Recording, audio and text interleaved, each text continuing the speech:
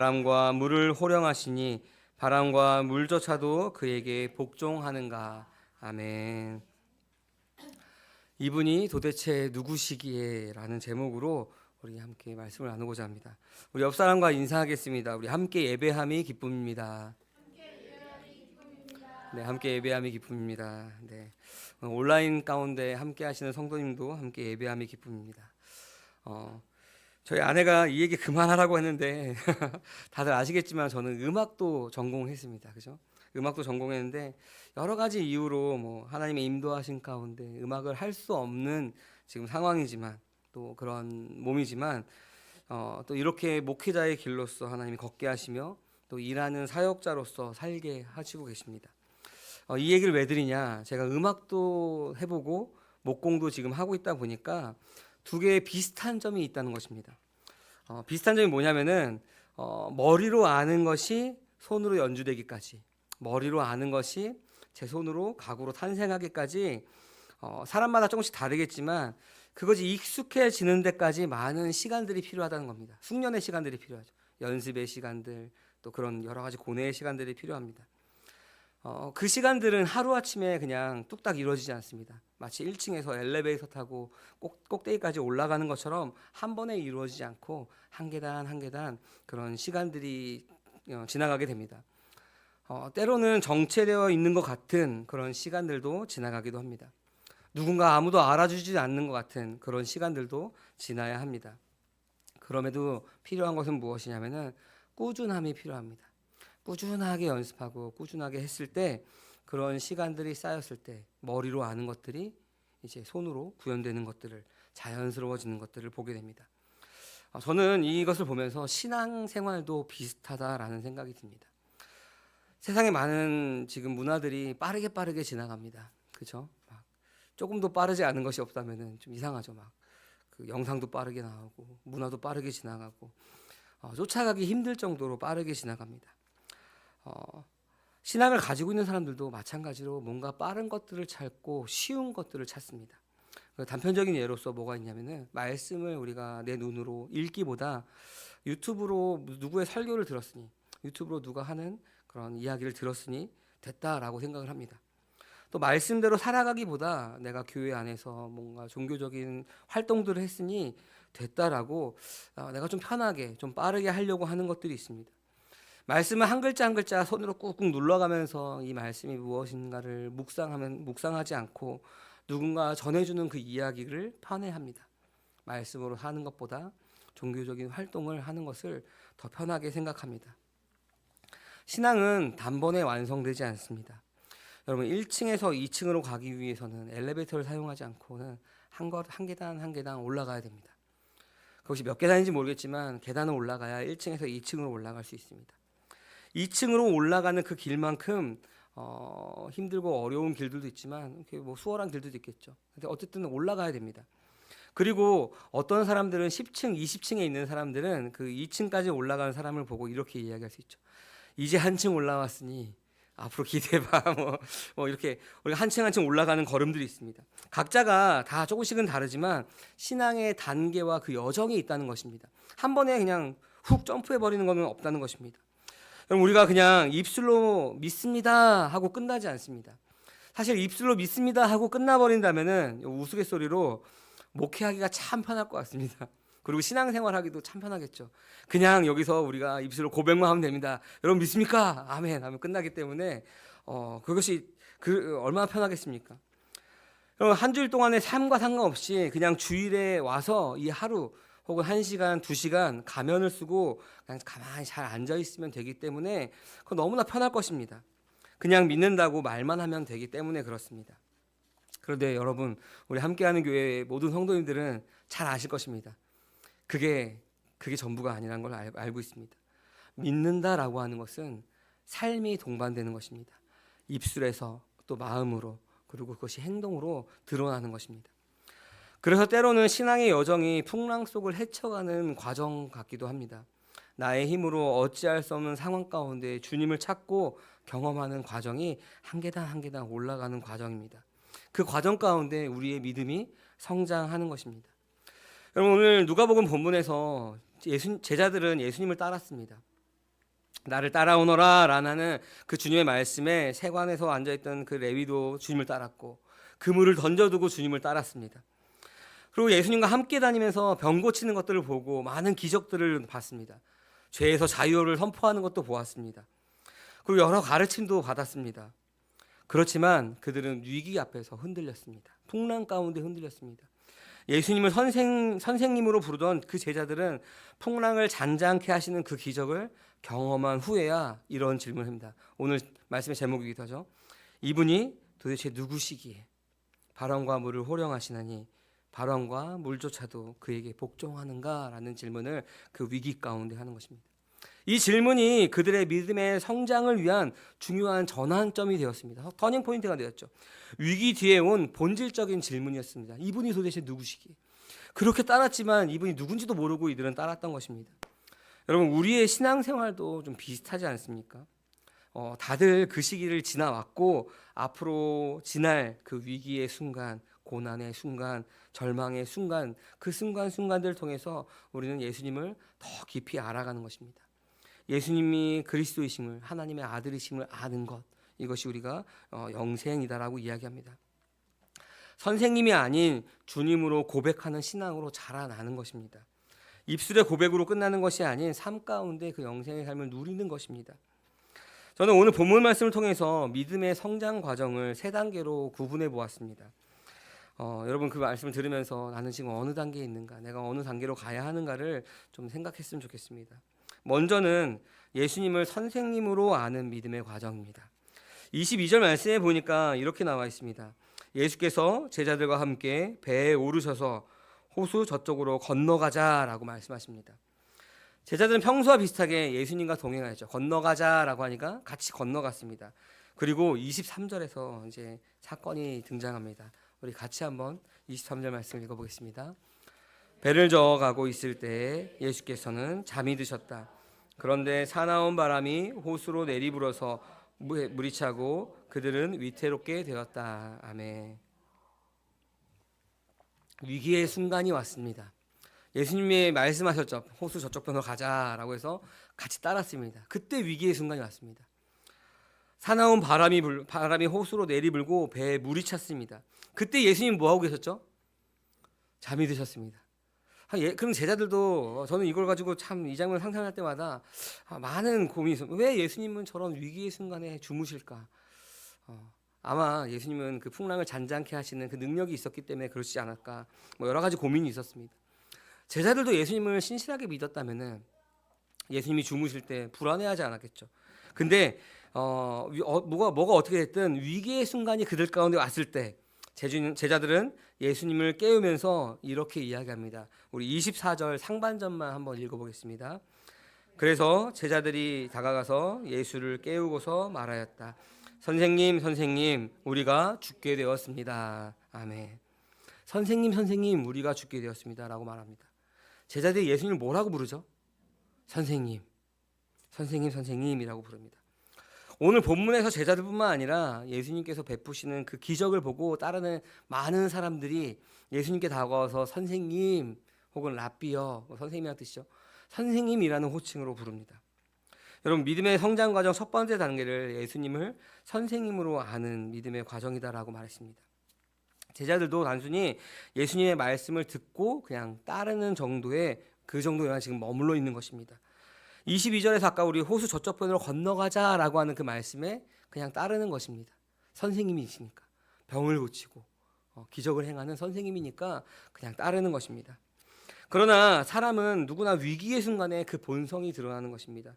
평소에는 우리가 위기가 없을 때 그럴듯한 말로 포장할 수 있습니다. 하지만 위기의 순간에, 힘든 순간에 그 사람이 어떻게 행동하는지를 보면은 그 사람의 본 모습이 무엇인지를 알 수 있습니다. 그냥 자기 혼자 살겠다고 자기 길로 떠나버린다면은 평소에 그 마음을 숨겨둔 채 그냥 겉으로만 아닌 척하고 있던 것이죠. 영화 같은데 보면은 뭐 재난 영화나 아니면 뭐 좀비 영화나 이런 영화 같은데 보면은 그런 장면들이 많이 나오죠. 막 위기의 순간에 도와주지 않고 그냥 혼자 막 도망가죠. 결국에 뭐 영화에서는 죽기도 하는데 뭐 그런 일문들이 꼭 나오는 걸 알 수 있습니다. 위기의 순간에 그 사람의 본성이 드러나는 것입니다. 제자들이 예수님의 말씀을 잘 따르는 것처럼 보였지만 위기의 순간에 제자들에게 예수님은 주님이 아니라 하나님의 아들이 아니라 그리스도가 아니라 뭐였죠? 선생님이었습니다. 선생님, 우리가 죽게 되었습니다. 우리 역시 마찬가지죠. 예수님을 선생님으로 인식하고 그 가르침을 배우려고 하는 그 신앙은, 그 시작은 굉장히 좋은 시작입니다. 필요한 것입니다. 그런데 거기에만 머문다면 삶의 위기 앞에 쉽게 흔들릴 수가 있는 것입니다. 뭐 때문에 그런지 모르겠네요. 누가복음 8장에, 우리가 앞에 있는 장인데 누가복음 8장에 씨 뿌리는 사람의 비유에 대한 이야기가 나옵니다. 4가지 밭이 나오죠. 그때 돌짝밭에 떨어진 밭에 대해서, 그 씨에 대해서 이야기하는데 어떻게 말씀하시는지 여러분 기억하십니까? 8장 13절에 이렇게 나옵니다. 들을 때에는 그 말씀을 기쁘게 받아들이지만 뿌리가 없으므로 잠시 동안 믿다가 실현할 때가 오면 떨어져 나가는 사람들이다 라고 말씀하십니다. 예수님을 그저 선생님으로만 따른다면은 삶의 고난 속에서 믿음이 연약해지는 경우가 있는 것입니다. 혹시 우리 이 단계에 있는 성도님들이 있다면은 내가 예수님을 주님이 아닌 선생님으로 따르고 있구나, 내가 돌짝밭과 같은 사람이구나 라는 것을 깨닫고 그 주님의 긍휼하심을 구하시길 바랍니다. 믿음의 성장 과정의 2번째 과정은 예수님의 능력을 경험하는 믿음의 과정입니다. 이 과정을 통해서 하나님의 존재에 대해서 알기도 합니다. 우리 24절 이제 하반절 마저 읽어보겠습니다. 우리 같이 읽겠습니다. 예수께서 깨어나서 바람과 성난 물결을 꾸짖으시니 바람과 물결이 곧 그치고 잔잔해졌다. 아멘. 제자들이 예수님을 깨우죠. 선생님, 우리가 죽게 되었습니다 하고 깨우니까 예수님께서 깨어나셔서 바람과 성난 물결을 꾸짖으십니다. 그러니까 바람과 물결이 어떻게 되죠? 곧 그치고 잔잔해졌습니다. 예수님이 배에 주무시는 동안에 큰 광풍이 불어서 배가 뒤집힐 위기에 처했습니다. 여기서 주목할 것은 첫 번째 단계에서처럼 여전히 예수님을 선생님이라고 부르는 것입니다. 여러분, 혹시나 개역개정하고 비교해서 보시는 분이 있다면 저에게 이렇게 질문할 수 있습니다. 목사님, 제가 가진 성경은, 혹은 개역개정 가진 분들이요, 주여 주여라고 예수님을 부르고 있는데 왜 여기서는 선생님이라고 합니까? 라고 물어볼 수 있습니다. 좋은 질문이죠. 세번역에서는 선생님이라고 나오고 개역개정에서는 주여 주여라고 나옵니다. 근데 이 단어를 원문으로 보면은, 헬라어로 보면은 에스피타테스라고 하는 단어입니다. 이 단어는 어디서 쓰이냐면은 같은 누가복음 본문인 5장에서 베드로가 예수님을 처음 만날 때에 그물을 내리면서 선생님이라고 이야기합니다. 에스피타테스 합니다. 누가복음 5장 5절에 베드로가 이렇게 이야기합니다. 선생님, 우리가 밤새도록 애를 썼으나 아무것도 잡지 못했습니다. 그러나 선생님의 말씀을 따라 그물을 내리겠습니다. 할 때 이 선생님이라고 할 때 에스피타테스라고 하는 단어를 이 누가복음 8장의 제자들도 똑같이 예수님을 깨울 때 선생님 하고 깨우는 것입니다. 예수님의 말씀대로 하지만 그물을 내리겠습니다. 예수님의 말씀대로 호수 저쪽 편으로 배를 타고 가지만 예수님의 능력을 온전히 완전히 신뢰하지 않는 것입니다. 그냥 그 말씀을 따르지만 신뢰하지 않습니다. 오늘 본문의 제자들도 예수님의 말씀대로 배에 오르지만 풍랑을 잠잠하게 하는 예수님의 능력을 몰랐던 것입니다. 하나님의 아들 예수 그리스도가 아니라 그냥 기적을 행하는, 병을 고치는 선생님으로만 따른 것입니다. 위기의 순간에 예수님께서 바람과 파도를 꾸짖으시자 잔잔해집니다. 함께하는 교회 성도 여러분, 우리가 믿음을 가지고 있지만 인생의 여정길에서 갑작스러운 풍랑 앞에 두려움과 불안함으로 흔들릴 때가 있습니다. 흔들릴 때 가끔 우리가 어쩔 때 한 번씩 흔들리는 것이 아니라 어쩌면은 우리가 예수님을 선생님으로 아는 믿음의 단계에 있다면은 매 순간 불안함과 두려움으로 살아갈 수 있습니다. 왜 이렇게 내 삶은 이렇게 힘들지? 왜 이렇게 두렵지? 믿음이 있다 하지만 여러분, 그렇게 살아간다면은 사단이 공격할 수 있는 가장 좋은 빌미를 보여주는 겁니다. 사단이 저기를 공격하면 되겠구나 하고 그 공격 포인트를 알려주는 것이죠. 사단은 우리를 공격할 때 우리에게 그 생각을 집어넣습니다. 그래서 우리가 갑자기 뭔가 딱 생각나서 그 생각으로 훅 휩쓸려 버리죠. 가룟 유다가 예수님을 팔 때 마태복음에 나오죠. 사단이 예수님을 팔 생각을 가룟 유다에게 집어넣습니다. 그래서 가룟 유다는 은 30냥에 예수님을 팔아버리는 거죠. 사단의 소리를 듣고 그 소리에 반응한 것입니다. 하나님의 말씀이 아니라 그분의 말씀이 아니라 사단의 준 그 생각, 사단이 준 그 소리에 반응한 것입니다. 그 소리는 여전히 우리에게도 들립니다. 죽을까 하노라 하며 우리를 유혹하죠. 하나님과 같이 될 거야. 보암직도 하고 먹음직도 한 그 선악과를 내밀면서 한번 먹어봐. 죽지 않아. 하나님 없이 살아가게 합니다. 내가 주인된 삶으로 끊임없이 살아가게 합니다. 그 모습이 결국에는 교만함으로 드러나게 됩니다. 그런 위기, 그런 환란이 우리 앞에 끊임없이 놓여 있습니다. 그러나 중요한 것은 무엇이냐면은 위기의 순간에 선생님이라고 부르지만 예수님을 찾는 것입니다. 그 안에서 하나님의 권능을 경험하는 것입니다. 그런 위기, 그런 환란, 그런 것들이 없었다면은 경험할 수 없을 것입니다. 그러니까 그런 위기와 환란들이 우리에게 감사함으로 우리는 반응할 수 있는 것입니다. 왜 그러죠? 환란이 아니라 그 너머에 있는 하나님이 우리에게 주시고자 하는 것들이 있기 때문에 그렇습니다. 사랑하는 함께하는 교회 성도 여러분, 이처럼 하나님은 우리를 사망의 음침한 골짜기로 다니는 것 같이 위기 속으로 인도하실 때도 있습니다. 욕과 같은 고난을 당할 수도 있습니다. 그러나 그 과정 가운데서 하나님을 더 깊이 경험하는 것입니다. 하나님이 계시다라고 하는 하나님의 존재를 알게 되는 것입니다. 신앙이 성장하는 계기로서 사용하십니다. 하나님의 존재를 경험하게 하시죠. 믿음의 성장 과정, 세 번째 과정은 이제 그 과정을 넘어서 예수님이 누구신지를 깨닫는 과정입니다. 우리 25절 말씀에 보면은 이렇게 나옵니다. 우리 같이 한번 읽어보겠습니다. 예수님께서 그들에게 말씀하셨다. 너희의 믿음이 어디에 있느냐? 그들이 두려워하였고 놀라서 서로 말하였다. 이분이 도대체 누구시기에 바람과 물을 호령하시니 바람과 물조차도 그에게 복종하는가? 아멘. 풍랑이 잠잠해진 후에 예수님께서 말씀하시죠. 너희의 믿음이 어디 있느냐? 너희의 믿음이 어디 있느냐? 그때 그 제자들은 그 질문을 듣고 사나운 풍랑보다 더 큰 두려움을 느끼는 거죠. 이분이 도대체 누구시기에? 이분이 도대체 누구시기에? 라고 오늘 말씀의 제목이기도 하죠. 질문을 던집니다. 여러분 이상하지 않습니까? 예수님과 함께 계속 다니고 있는데 예수님께서 기적을 베푸시는 것도 보았는데 표적을 보이시는 것도 봤는데 도대체 이분이 누구시기에? 라고 이제서야 질문하고 있는 것입니다. 단순한 질문이 아닙니다. 그냥 단순히 와 풍랑을 잔잔하게 했네 그 놀라움이 아닙니다. 와 너무 신기하다 어떻게 이게 이런 일들이 발생하지? 놀랍다 하는 것이 아닙니다. 예수님의 본질에 대한 깨달음으로 이어지는 질문이 이분이 도대체 누구시기에? 라고 하는 질문입니다. 여러분도 주님에게 이러한 질문 하신 적 있습니까? 이분이 도대체 누구시기에 나에게 이런 사랑을 주시지? 이분이 도대체 누구시기에 나를 찾아오셨지? 우리가 질문해야 합니다. 그냥 덮어놓고 믿는 것이 아니라 그냥 덮어놓고 믿어버리면 예수님을 선생님으로만 혹은 그냥 기적을 체험한 거로만 하나님의 존재를 아는 것으로만 그냥 끝나버릴 수가 있습니다. 여러분 질문한다는 것 그것은 그 질문한다는 것 뒤에 놀라운 배경들을 가지고 있는 것인데 질문하는 것은 깨달아지는 과정이죠. 깨달아지는 과정 가운데 질문할 수 있는 것입니다. 질문한다는 것은 그것을 살아본 사람만이 할 수 있는 것입니다. 그 질문을 보면은 그 사람이 지금 어디에 서 있는지 무슨 고민을 하고 있는지를 알 수 있습니다. 지금 1층에서 2층을 올라가고 있네. 한 10층쯤 됐네. 아니면 옥상 가까이 갔네. 그 믿음이 좀 자연스럽네. 그 질문을 보면 알 수 있는 것이죠. 그런데 그것을 들키지 않기 위해서 나는 절대 질문하지 말아야 하지 한다면은 여러분 그 자리에 머물러 있을 수밖에 없는 것입니다.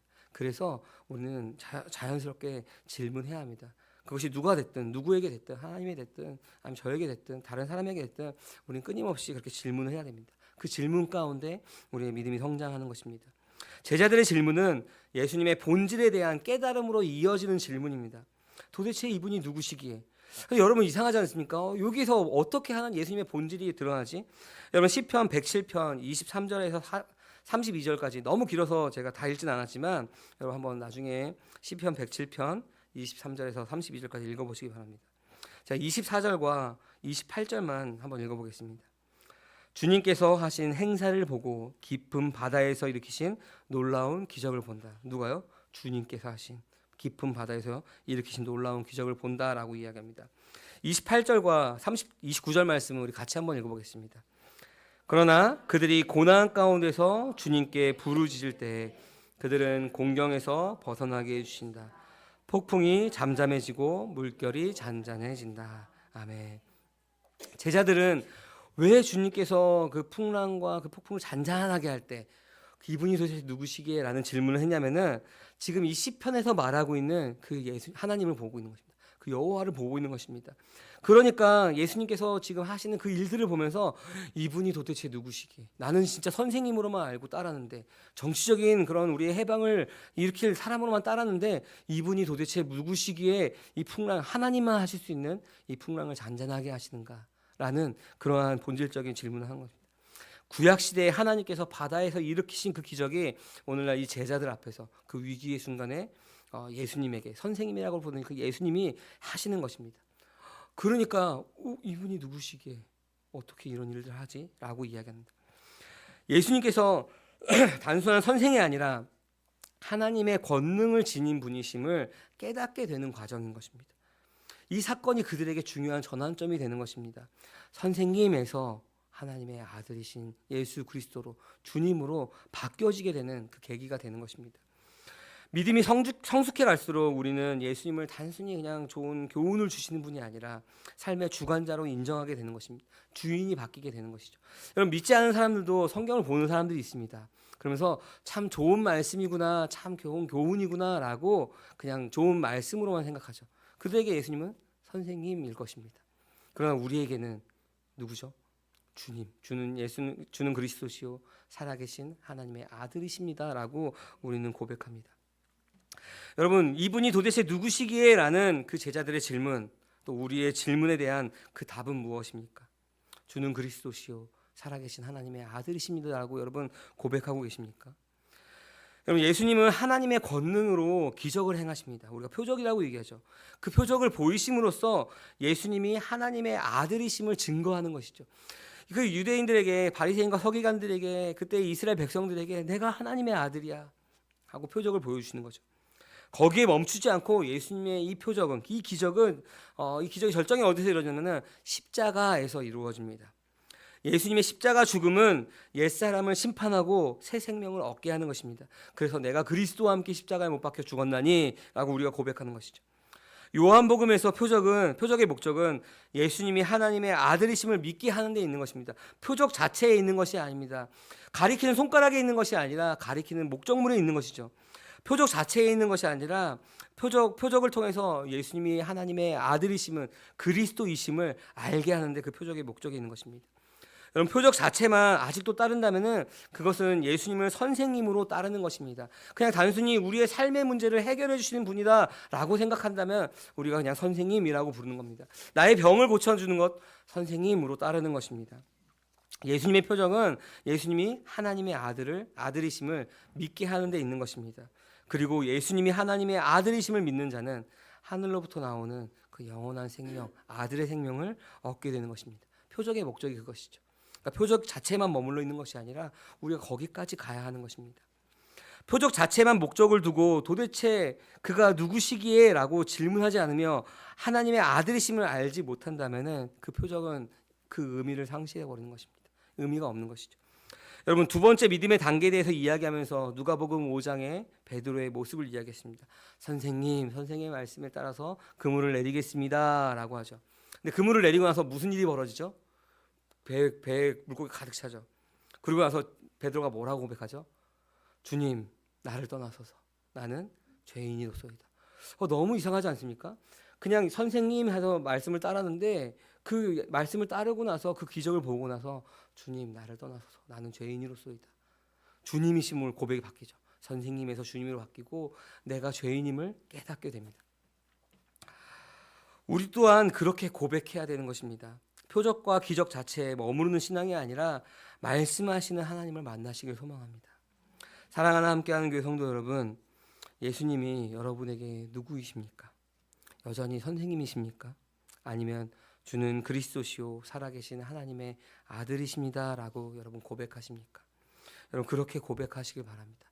혹시나 내가 예수님을 선생님으로만 혹은 하나님의 존재를 아는 것으로만 끝나 있다면은 여러분, 이 단계까지 넘어가시기 바랍니다. 주는 그리스도시요 살아계신 하나님의 아들이십니다. 내가 주인된 삶이 아니라 주님께서 주인된 삶을 여러분 살아내시길 원합니다. 우리 모두가 주는 그리스도시요 살아계신 하나님의 아들이심을 우리의 입술로 고백하고 우리의 마음으로 믿고 우리 삶으로 드러내는 함께하는 교회 모든 성도님들 되시기를 주님의 이름으로 간절히 소망합니다. 아멘. 이 시간 우리 함께 들은 말씀을 기억하면서 우리 결단하며 기도하기 원합니다. 여러분, 말씀을 들으면서 나의 믿음의 단계는 어디에 있는지 여러분 아마 한 번쯤 생각했을 것입니다. 나의 믿음의 단계가 혹시 아직까지 선생님으로만 나의 문제